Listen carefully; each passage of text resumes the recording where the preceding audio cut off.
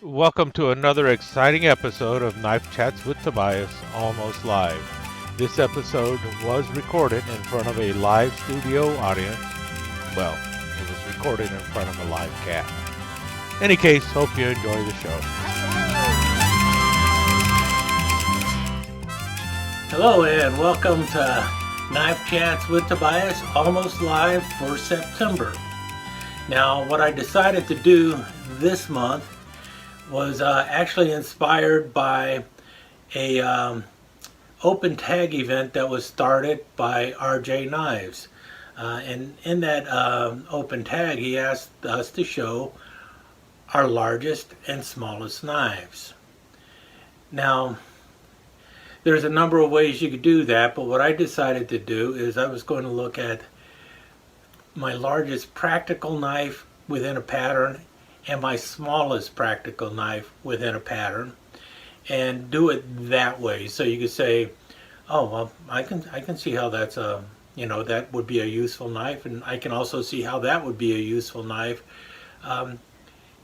despite being different sizes.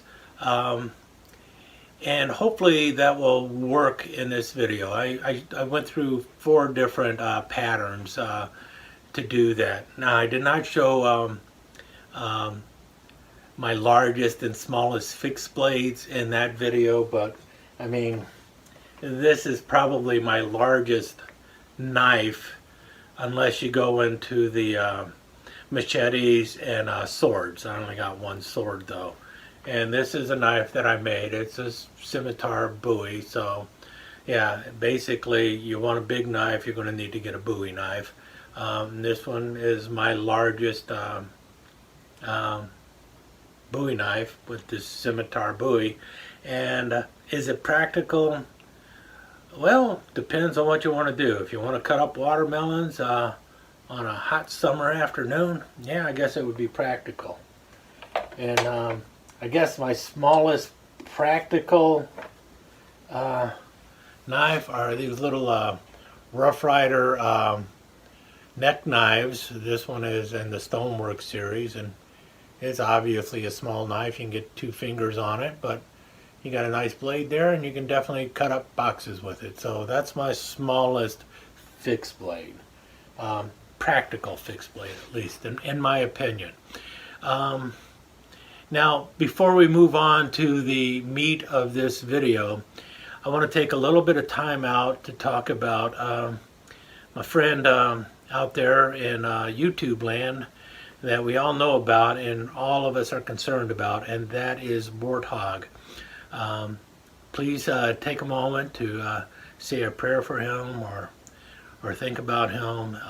Leave a well-wishing on his webpage or his Instagram or his YouTube site. He needs our prayers, he needs our wishes, and he needs our support. And so let's take a moment and think about Warthog before we move on to this almost live.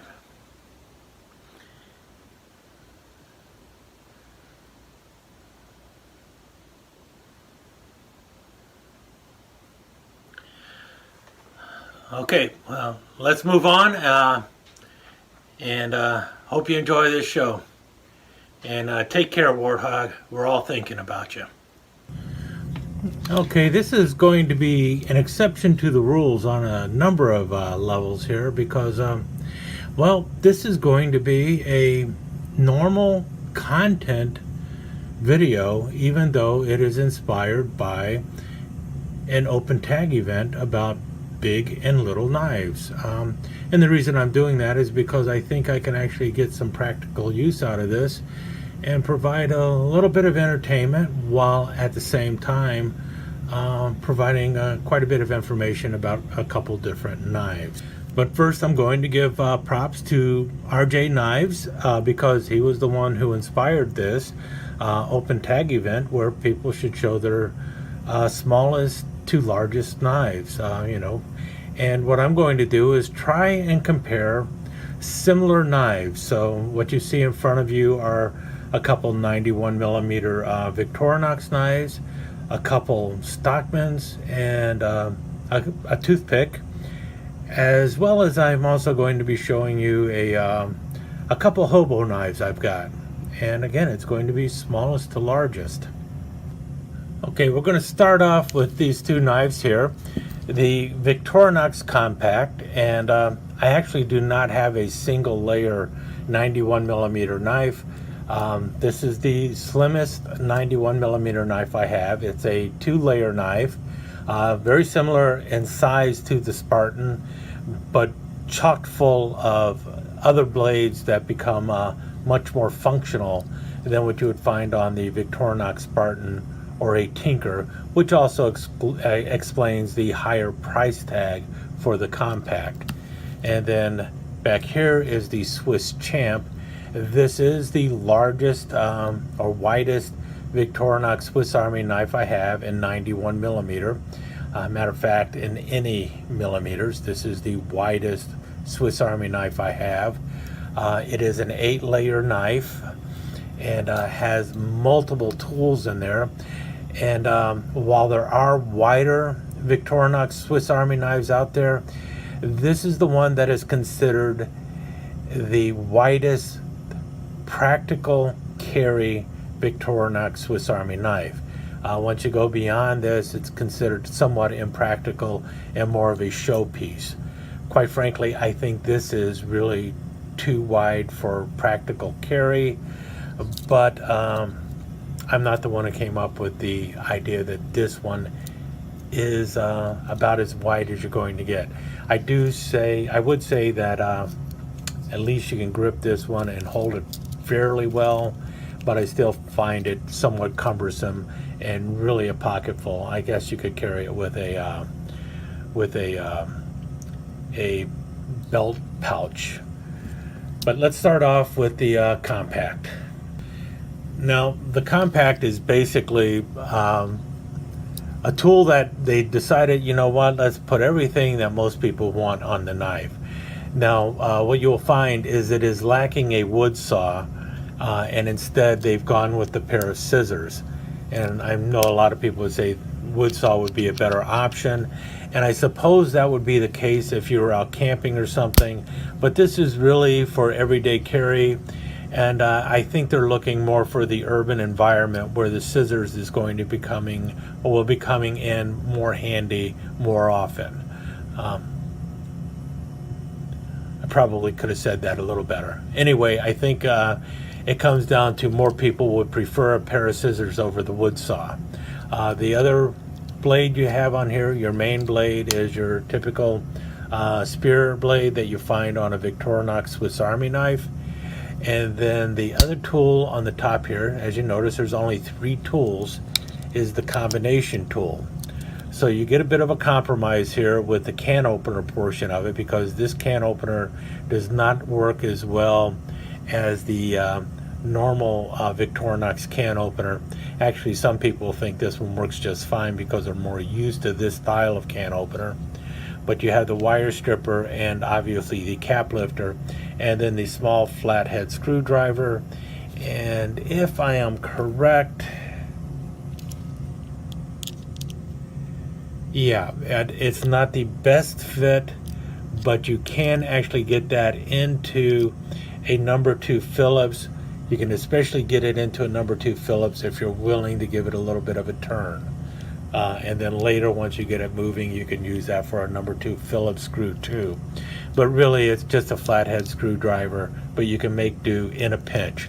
So if you need to be playing MacGyver, that can opener or that screwdriver tip will work for both Phillips and flathead screws. On the back side, you have the corkscrew. I know a lot of people, why didn't they put in a Phillips? Well, because they didn't. And because you just saw what you can do with the can opener there. It has the little driver there for your eyeglasses and stuff, which is one of the reasons why the corkscrew is there. So I'm kind of happy with that. And then it has what is now called an all-purpose hook, but used to be called a parcel hook. And this is an interesting parcel hook because if you notice right there, it has a file surface on the back of it, and that file surface will work even when it's down. And the file surface can also be used to strike matches that you strike against the box, you know, the ones with the little white tip and everything. So you have something for striking matches as well as filing your nails. On top of that, you have your toothpick, your tweezers, and also a writing utensil or ink pen. And that's what you get in the compact. So you can see it is quite useful. It also has a hole here for a pen, little safety pin down here. You can see it right there. I always forget about the safety pin because I never use it, but you also have a safety pin in here. So you have all of those tools in this one little compact knife. Now, let's move over to the Swiss Champ. So on the Swiss Champ, corkscrew, some kind of little thingy for, I think it's like a wedge or something. I don't know what the blade is called. Never use it. A little flathead screwdriver, but not small enough to actually use for your eyeglasses. A parcel hook without a file. And way over here, your typical punch or sewing needle awl, whatever you want to call it. And then you have the toothpick, the writing utensil or ink pen, and your tweezers. And as you can see, you also have a safety pin there. As for blades, can opener, little screwdriver, which works as a Phillips driver, cap lifter, wire stripper, cap lifter, wire stripper, big screwdriver, Phillips driver, magnifying glass. Which side do I pull from? Pliers. Come on, pliers. Pliers.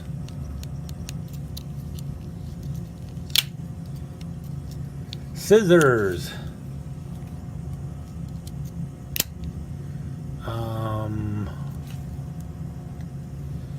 Fish scaler and hook remover. What was next to the fish scaler and hook remover? Your wood saw.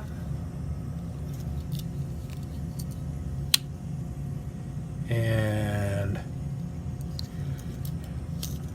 your metal file and metal saw.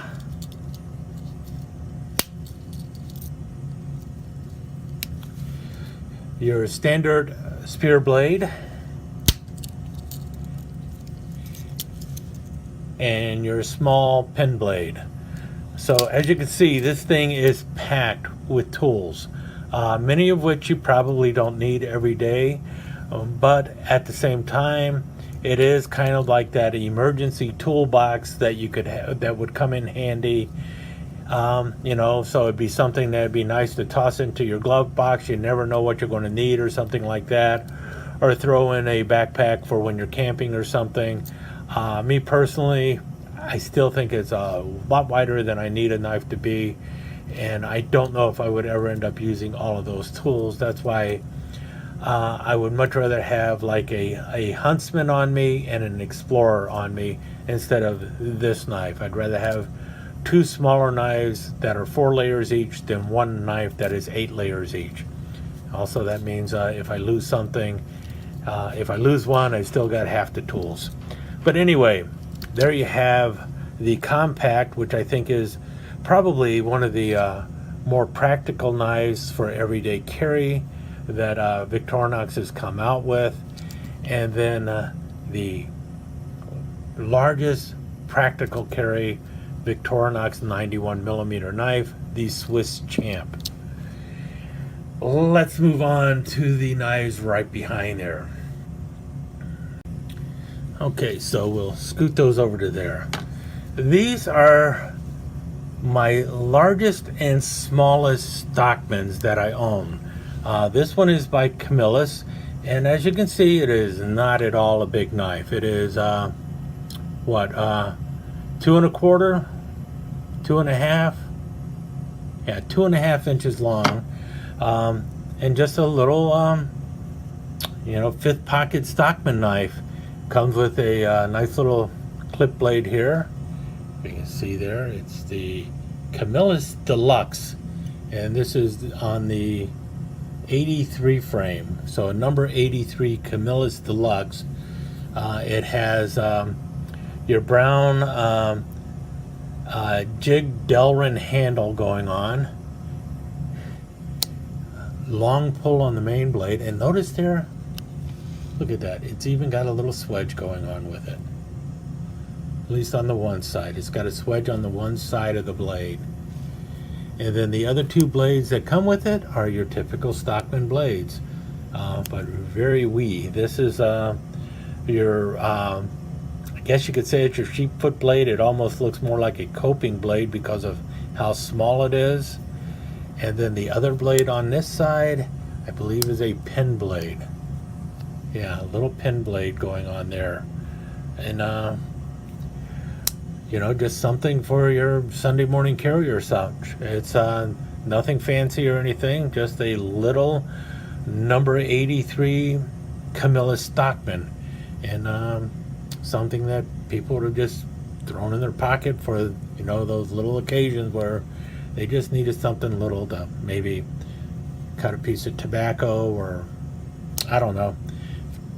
And then behind that is the Rough Rider reverse Stockman, or jumbo reverse Stockman. And this, my friends, is a really humdinger of a big knife. As you can see here, 4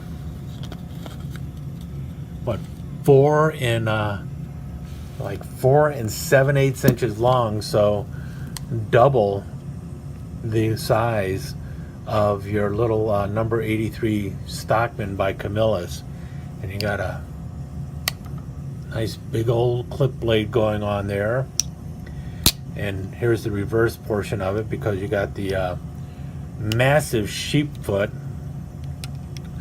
Look at the size of that. The sheepfoot blade alone is about the size of this little Stockman. And then a spade blade. Again, look at the spade blade compared to that. Almost the same length. So really big knife.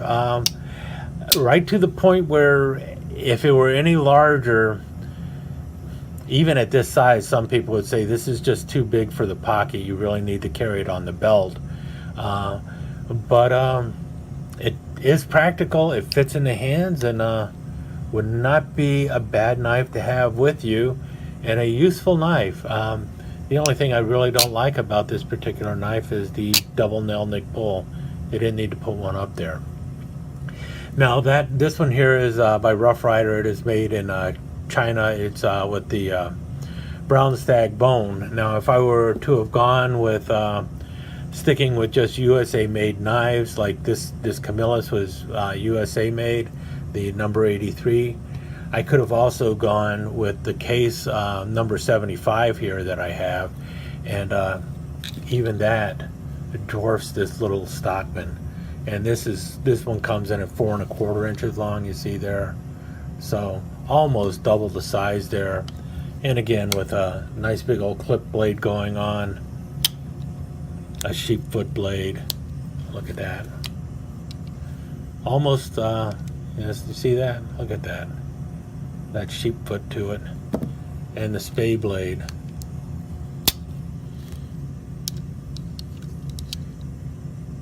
Almost as long. So, and that is the thing about Stockman knives. They come in a variety of sizes before you even get into the novelty knives. None of these knives here would be considered novelty knives. This is a perfectly practical Stockman knife to many people. A lot of people like small Stockman knives. This is about the size of a peanut, so it's not an impractical size at all to carry for like a fifth pocket knife, whereas this is more of a working knife. So it's one of those things where some of the large knives actually were shrunk down and became more useful as society basically urbanized, and the large knife just wasn't as necessary as it used to be. And so you have big Stockmans and little Stockmans. And now for a brief word from our sponsors.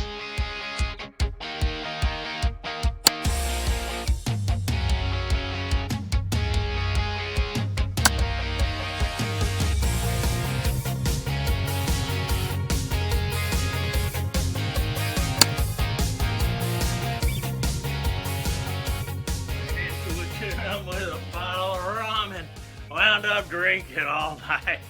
Hey, all you knife chatters out there, it's your old pal Skip the Show back at you again. We're down here at the Volcano Club and we're right in the middle of a dart tournament, so come on down and throw a game of darts and maybe win a Guinness. Anyway, it's fall, and you know what fall means?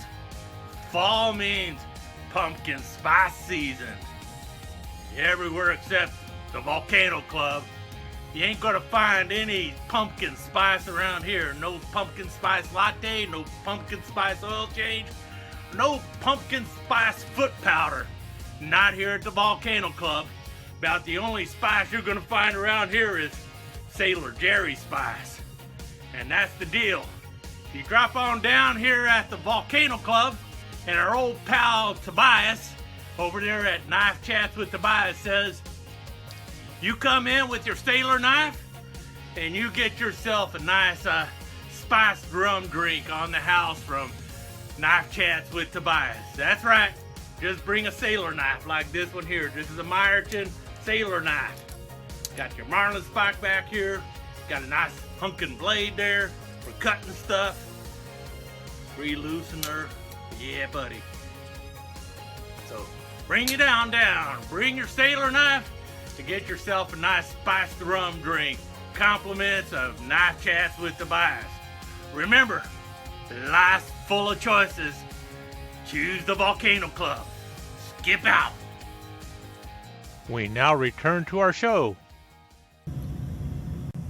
Okay, let's rearrange the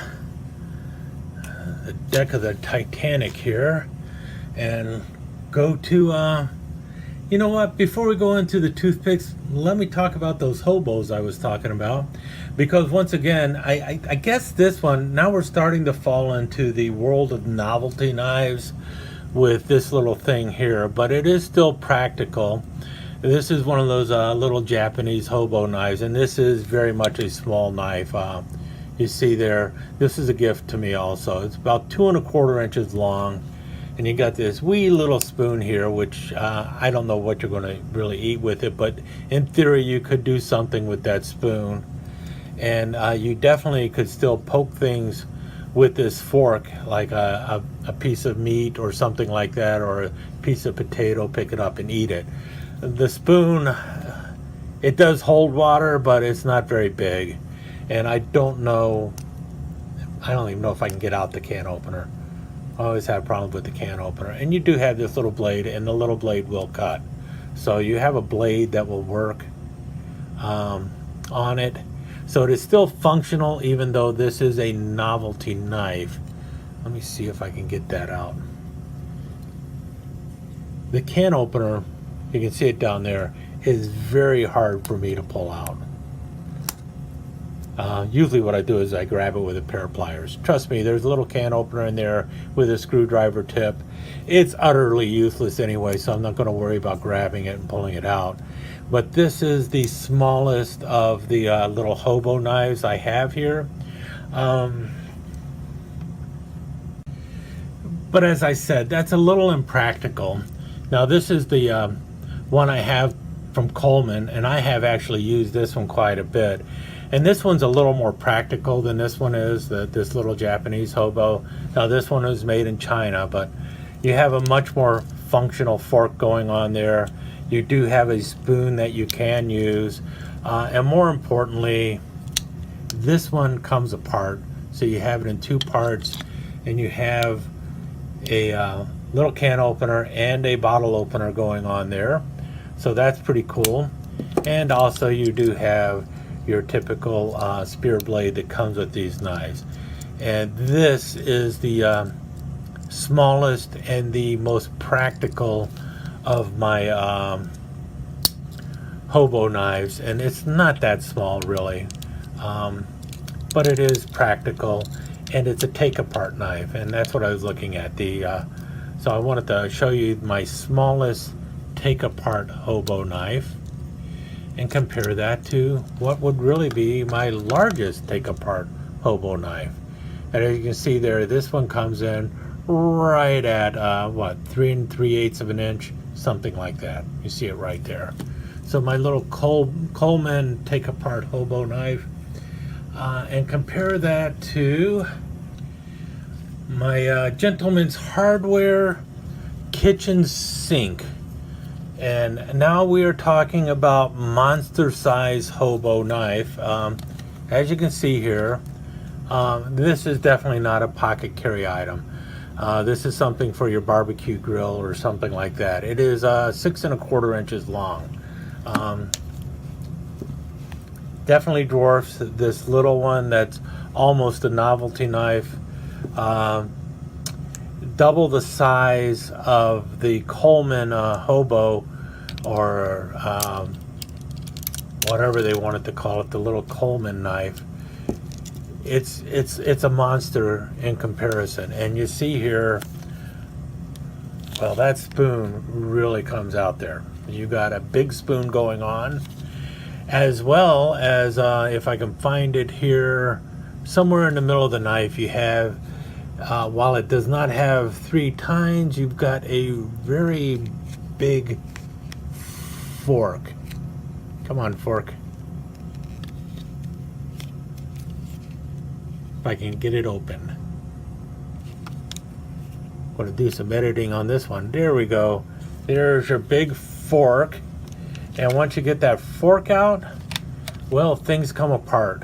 Now, unfortunately, your spoon is still on the side with the fork, but I guess you wouldn't be using that too much. I guess you could use this spoon for basting, and this one for turning your meat over on the old grill there, or holding a wiener into the flame of your campfire, almost, considering the size of it.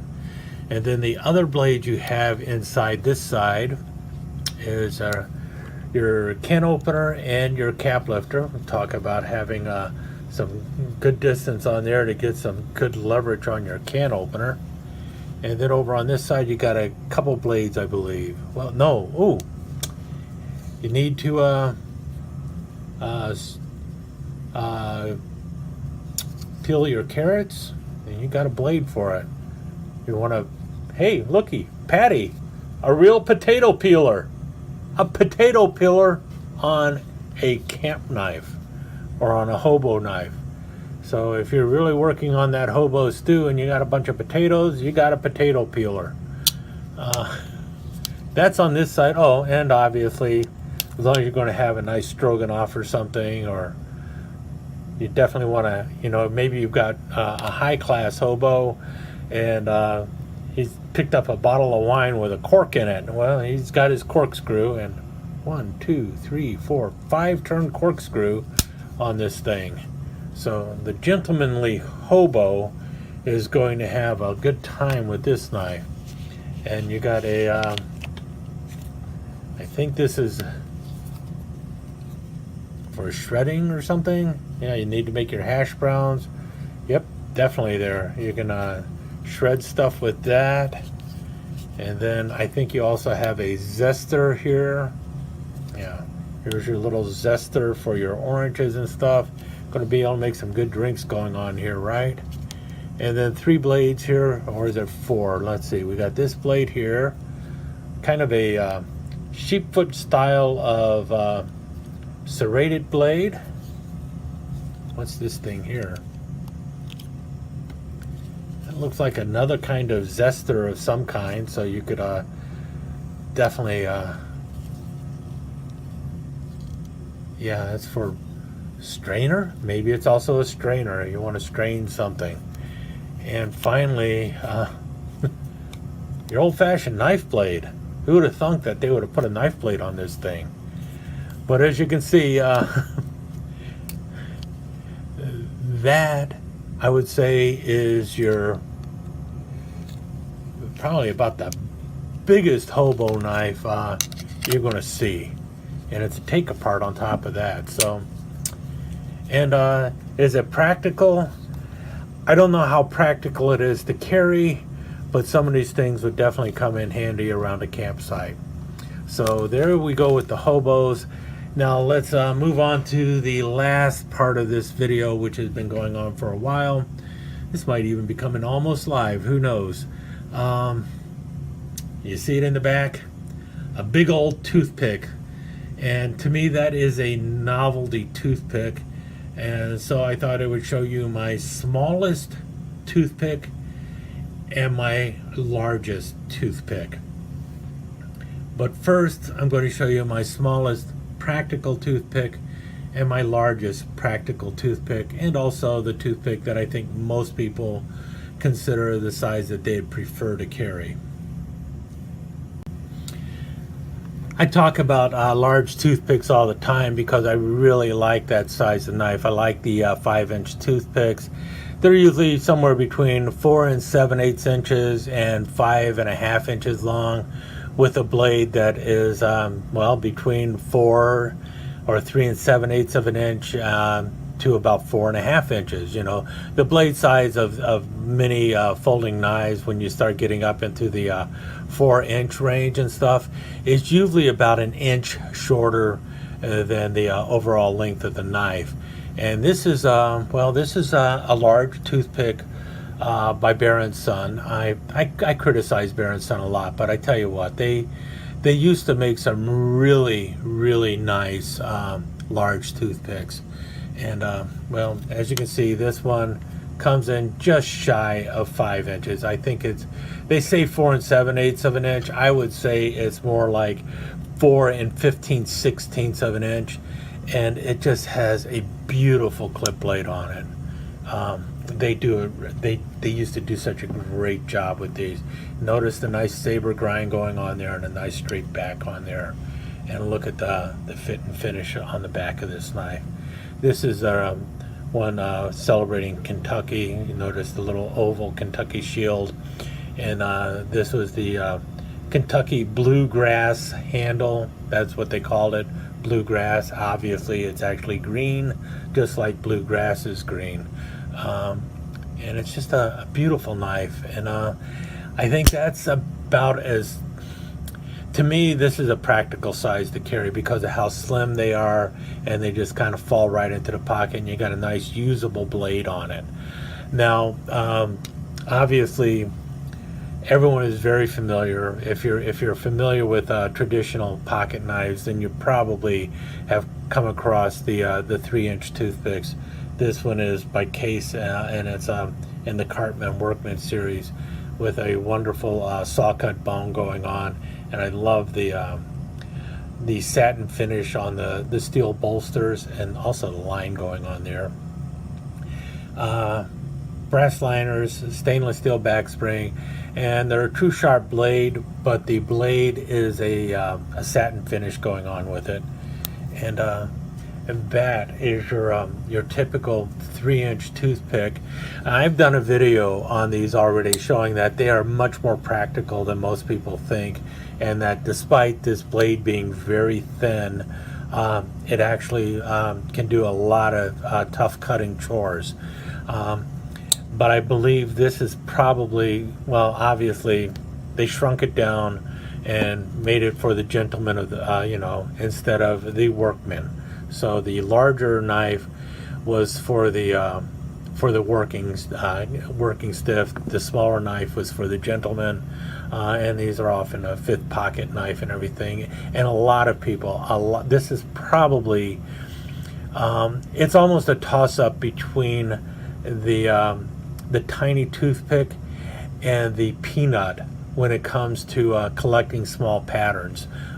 Both of them are extremely popular among traditional pattern folks for collecting small knives.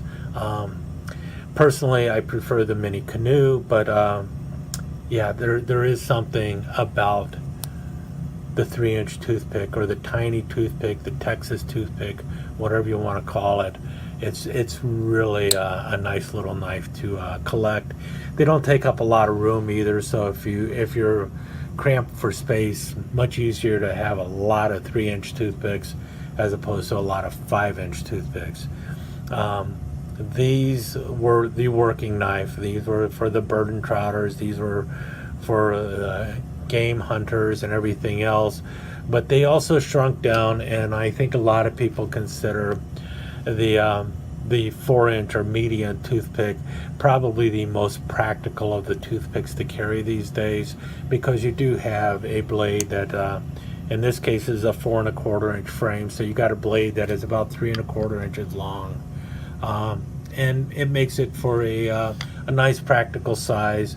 Now the Great Eastern 4-inch toothpick has a more substantial blade, so a lot of people like that a lot more. But yeah, it's a functional knife. It works well, drops in the pocket, doesn't take up much real estate, and feels good in the hand. So that's why a lot of people think of the 4-inch toothpick as probably the most practical of the toothpicks to carry, at least the people who will carry them. A lot of people just write them off automatically. That's the way it is. I get it. They're Trapper fans. I'm okay with that. Or they're Stockman fans, and I'm okay with that too. Big tent here. We all have a place in this tent of traditional pattern knives. But let's talk about the knife that's been there all along, and that is my monster toothpick in the back here. This was by Frost Cutlery. It's got packwood handles. I have shown it before, and it is massive. You can see there, 8 inches long with a 7-inch blade. It does not fit. And obviously this is, they refer to these as store display knives. They are not really meant for being used or carried or anything. They are specifically there just to show off and display the workmanship of the company and such. And as such, this is a pretty awesome knife, I think. I'm glad I've got it. You heard that snap. Look at that. Works just like a regular knife. 440A stainless steel blade, and it is sharp, and it is monster in size. And as you can see, sitting way in the back there is a teeny tiny keychain knife I have. You see the little circle on the back there, and that is my smallest toothpick. And if we include the little hole for the keychain, it is 1.5 inches long.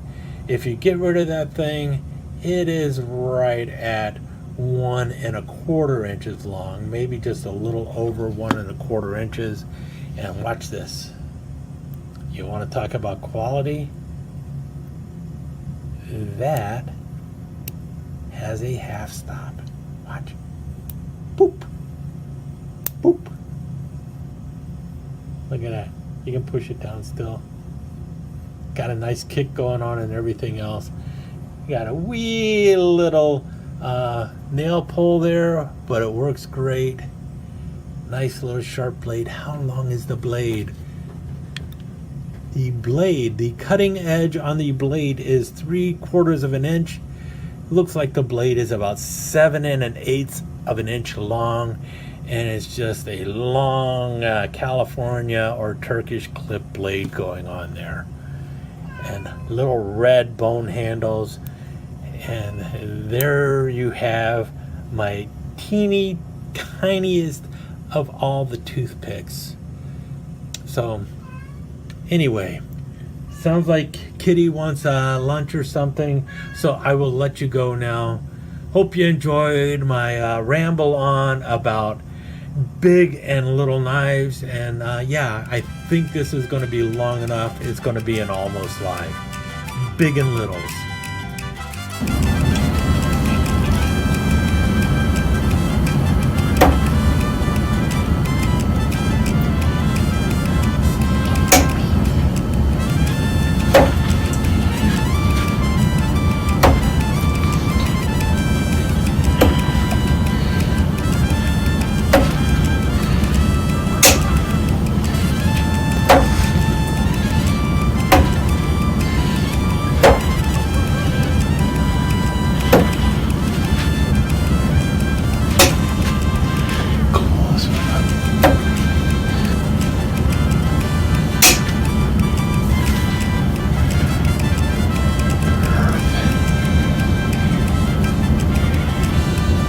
And that brings us to the conclusion of another exciting episode of Knife Chats with Tobias, almost live.